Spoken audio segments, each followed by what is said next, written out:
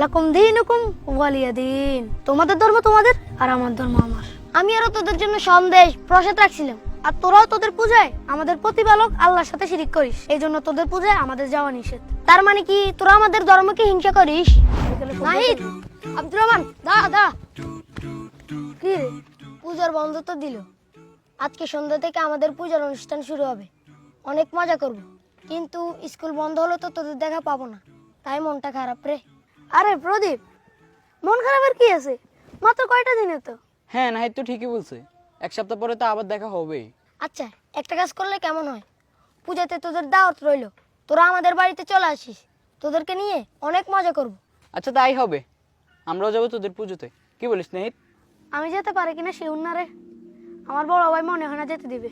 আরে দিবে না কেন? তোরা তো পূজা করবি না, শুধু দেখবি।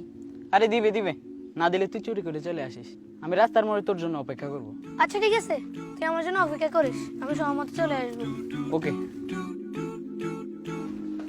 নাহিদ, এত তাড়াহুড়ো করে কোথায় যাও?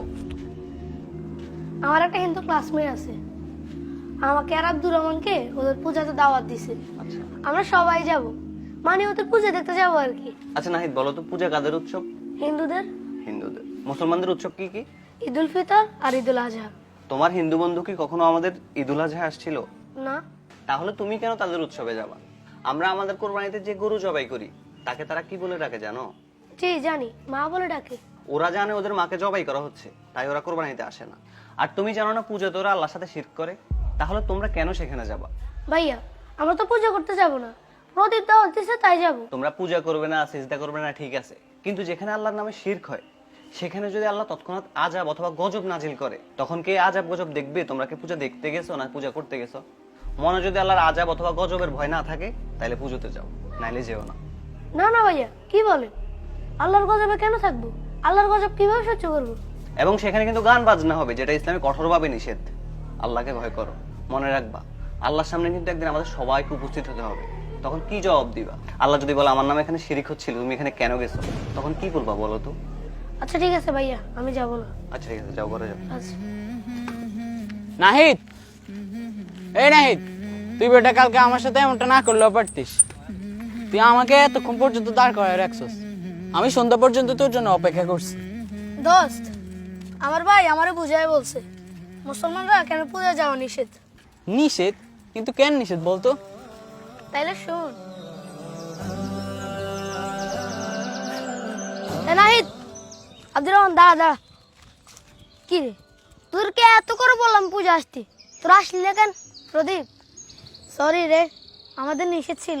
কিসের নিষেধ? কে নিষেধ করছে? আমি আরো তোদের জন্য সন্দেশ, বিভিন্ন রকমের ফল প্রসাদ রাখছিলাম, তোরা আসবি, মজা করব, কিন্তু তোরা আসলি না, এটা হইলো? তা বল, কে মানা করছে আসতে না? আমাদের ধর্মে নিষেধ আছে রে। আমরা যেমন কোরবানি দিয়ে তোদের ধর্মের গুরুত্বপূর্ণ একটা পশুকে জবাই করি, এই জন্য তোরা আমাদের উৎসবে আসিস না। আর তোরাও তোদের পূজায় আমাদের প্রতিপালক আল্লাহর সাথে শিরিক করিস, এই জন্য তোদের পূজায় আমাদের যাওয়া নিষেধ। শিরিক? শিরিক আবার কি? আল্লাহর সাথে কাউকে মিলানোই হচ্ছে শিরিক। যেমন আল্লাহ ছাড়া অন্য কারো নিকট দোয়া করা, অন্য কারো নামে কোরবানি করা, মানত করা, এগুলোই শিরিক। আমরা তো আল্লাহর কাছে প্রার্থনাও করি না, আল্লাহর নামে কোরবানিও দিই না। তার মানে কি তোরা আমাদের ধর্মকে হিংসা করিস? আরে না না, হিংসা করবো কেন? আল্লাহ আমাদেরকে অন্য ধর্মকে হিংসা বা পালন করাতে বাধা দিতে নিষেধ করেছে। আর মহান আল্লাহ পবিত্র কোরআনে বলেন, লাকুম দীনুকুম ওয়ালিয়া দিন। তোমাদের ধর্ম তোমাদের আর আমার ধর্ম আমার। ও আচ্ছা, সুন্দর তো। লাকুম দিন, তারপর কি জানি? লাকুম দীনুকুম ওয়ালিয়া দিন। আধার হৃদয় জালো নূরের চেরা, মুছে দাও হৃদে যত কালিমা।